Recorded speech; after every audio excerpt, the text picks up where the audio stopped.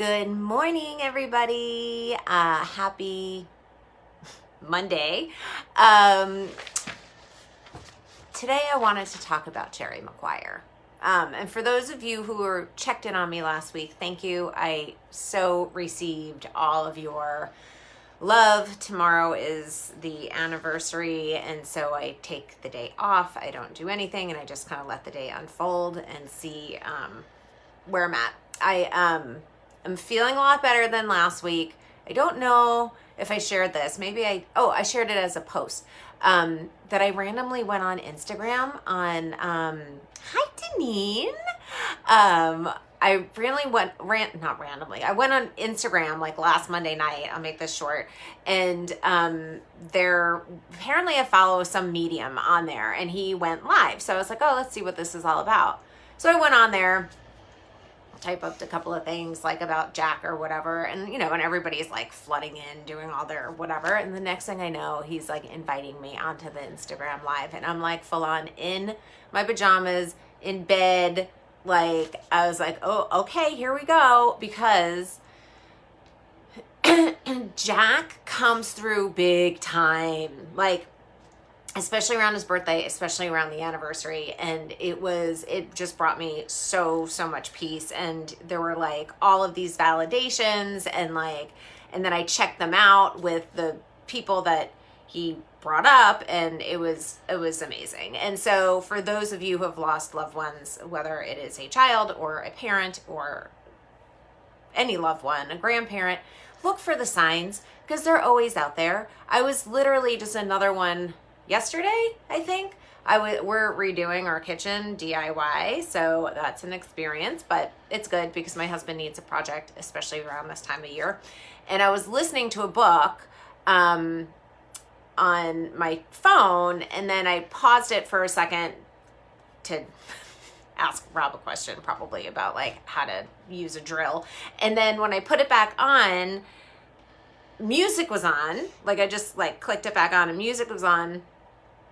And it was 3 of Jack's favorite songs. And they were all in a row. And I remember with the guy on the medium was like, he comes to you through music. It's like he does this playlist thing for you. And I'm like, that's totally true, in the car. But I was listening to a book, and then all of a sudden his songs came on. So just following up that I feel so much more at peace. I probably won't post anything tomorrow because I don't know. We'll see how I feel. We'll see how tomorrow goes. But today, right now, right here, right now, I am okay. So thank you. I appreciate all of you. And now back to our regular programming. So I wanted to talk to you about Jerry Maguire and why I hate Jerry Maguire.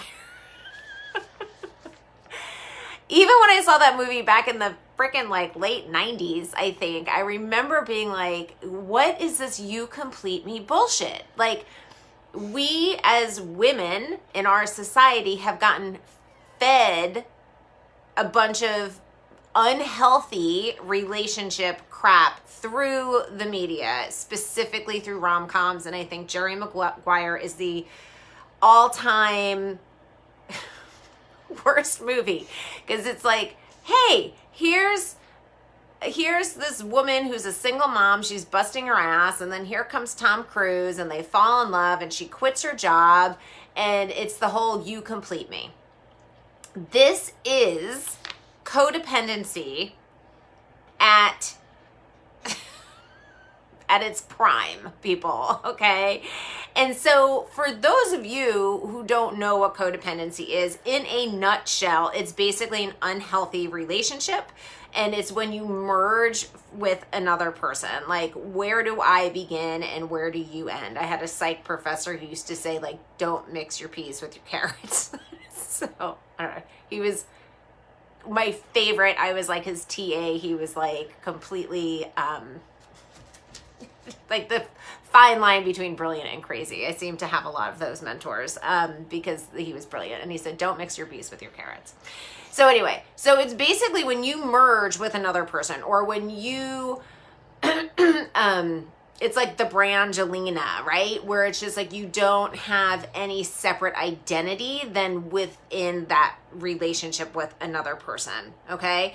And you're looking to that other person to complete you, to fill you up, or, you know, to rescue you essentially from your life. So interdependency is the flip of codependency. This is when you are a whole person. You are doing your, you know, self-care and self-love is like a lifestyle for you, and you're filling yourself up and you're not looking to anybody else to fill you up. And so, and this is basically, you know, I just lost it. Hold on. I'm like going off and I'm like totally like, oh wait, I have notes. Let me make sure that I have this one. Okay. So basically, if you are looking to somebody else to fill you up, I have a theory that's called the empty bucket theory. Okay. And so if you're a bucket and you're constantly looking to somebody else to fill you up, what's going to happen is that you're going to have a hole in the bottom of your bucket. Okay. And so anytime somebody could get, like, they could be giving you all the love, all the care, all the attention, all the affection, be with you 24/7, and you're still not going to be filled up. They're still not going to complete you. You know why? Because all of that love and all that attention and affection and all the things are going in the bucket, and then they are pouring out the other end, and you are never going to get filled up. Why? Because it's not coming from you. It has to come from you. This is when you then go, why do I have a hole in my bucket? Why am I looking to somebody else to fill me up or rescue me or whatever? And this is when you go to therapy or whatever, and you start to look at that hole and you go, okay, like, why am I looking externally for love? Right? And so instead of, because here's the deal, people, all of the answers that we seek outside of ourselves are within ourselves. And the journey is to go within ourselves. Like, as a therapist and a coach and a healer and whatnot, because that's like, in a nutshell, that's kind of what I do. Like, it always blew my mind. Even before I got into this field, I was like, how do you not want to learn about yourself? Like, really? Like, how do you not want to learn about yourself? Like, you are the only person that you're going to be with for your entire fucking lives. Like, go inside. It's like a whole, like, you know, like sometimes there are dark caves, but when you go in the dark caves, you're always going to find these like beautiful nuggets of like wisdom and like jewels and like amazing shit when you go inside to find out about yourself. So, where was I? That was not on my own list of notes, but anyway. And so when you're looking at your bucket, that's where I was. It's like, we have to understand, why are we looking externally for love instead of internally, right? So then you go on this journey to heal yourself, and then you heal that hole in your bucket and you seal it up. And then it's about learning how to love yourself, learning to find out what brings you joy, learning how to cope when shit hits the fan, and having the tools to lean back on and rely on to get you through the hard parts in life. Okay. And so once you fill your own bucket, you're then, because you're a healthier person, that's the key, you're then going to attract healthier relationships. Water seeks its own level, okay? So you're only going to have as healthy a relationship as you are and as that other person is.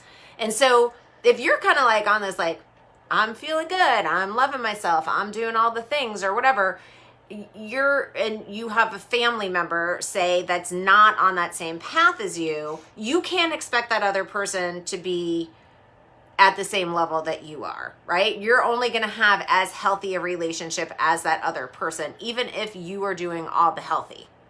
Does that make sense? What is this? Anyway, don't mind me. And so, like, it's all about the relationship you have with yourself, okay? And it's also about like what you're telling yourself and how worthy you feel and how much you love yourself. And so ask yourself, like, do I really love myself? Like, yeah, there's probably parts of you that you're kind of like, ugh, and that's like your shadow, okay? And those shadows were created through your childhood experiences, whether they were traumatic or not. It's how the ego develops, and it's like, this is part of your ego where you're just like, ooh, I don't really like that part of me. That might be needy or like a whatever, a jerk or what have you. So when you start to love yourself and you start to really truly believe it and love yourself, you can then truly heal and accept love from another person, okay? It's basic law of attraction stuff, okay? And here's the deal, everyone, this might be the fine line between crazy and brilliant people, just PS. I believe that everyone has an invisible antenna that pokes out of their head, kind of like a little unicorn, whatever. And it's like your antenna for what you are attracting into your life, okay? And so if you grew up in a family that had, you know, unhealthy behavior, unhealthy relationships or dysfunctional relationships or codependent relationships, and quite honestly, everything that, I'm sorry, I just had an alert come through and then I'm like, what am I talking about? Oh, the invisible antenna, okay? And so codependency, everybody is a little bit codependent. Like we were connected to our mother in like the birth canal, like through an umbilical cord, okay? We're all attached to people. It's just how we come into this world. So everybody is a little bit codependent, right? And so, and then if you look up the definition of codependency, it's like, I mean, it's like every single person on this planet is a little bit codependent. And then it depends on like your family of origin and your life experiences, like where you fall in what I believe on a spectrum of codependency or unhealthy relationships, right? And so if you're going back to that antenna, right, and you have these patterns in your life, your antenna is going to be broken. And so then what's going to happen is that you're going to then attract other broken antennas, right? It's kind of like those old school like antennas. I know there are a couple people watching who know what I'm talking about that are on the top of your house and they're all like janky. It's like that. Like you want to do your inner work so that you could straighten up your antenna and attract a different level of person. It doesn't have to be an intimate relationship, because when you start working on yourself, it is like throwing a pebble in the lake, that you're going to start to attract the relationships that are at your healthy, energetic level. Okay? So you're then going to not have that janky, shitty reception going out. You're going to have healthier reception going out. Energetically, what are you basically magnetizing into your life? Okay? And so you have to start looking at all of these parts of you, okay? Because healthy relationships are not about the other person. They are about having a healthy relationship with yourself, so that you can then attract a healthy relationship into your life. And it is about starting to love all of those parts of you, even those shadowy parts that we don't like. Because the other thing is, like, I'm a very visual person and things come to me visually. And so the other thing is, like, we're all like diamonds, okay? And so we all just want to show that like really super shiny aspect of ourselves and be like, hi, this is who I am, right? And that usually happens within like the first like couple of months of a relationship, when everything is like shiny and new and you're in this love bubble, kind of like what I was talking about last week with the love languages. But here's the deal, like there's no way that we could do that. And just like a diamond, we have so many facets of ourselves.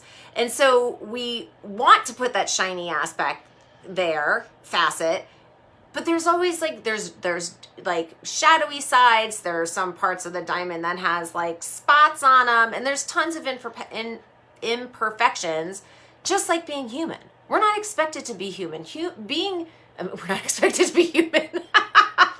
That's not what I meant. We're not expected to be perfect as humans. Like that's like trying. I tell my clients all the time, that perfection shit is like trying to reach a horizon. You're never gonna get there, because once you attain something, it's just the next thing and it's the next thing. And basically, perfection is fear. It's just another word for fear. And so there's that too. Okay, let me get back to my notes. Okay, yes, love all the parts of you, just like the diamond. That might be it for today. Hold on, let me see.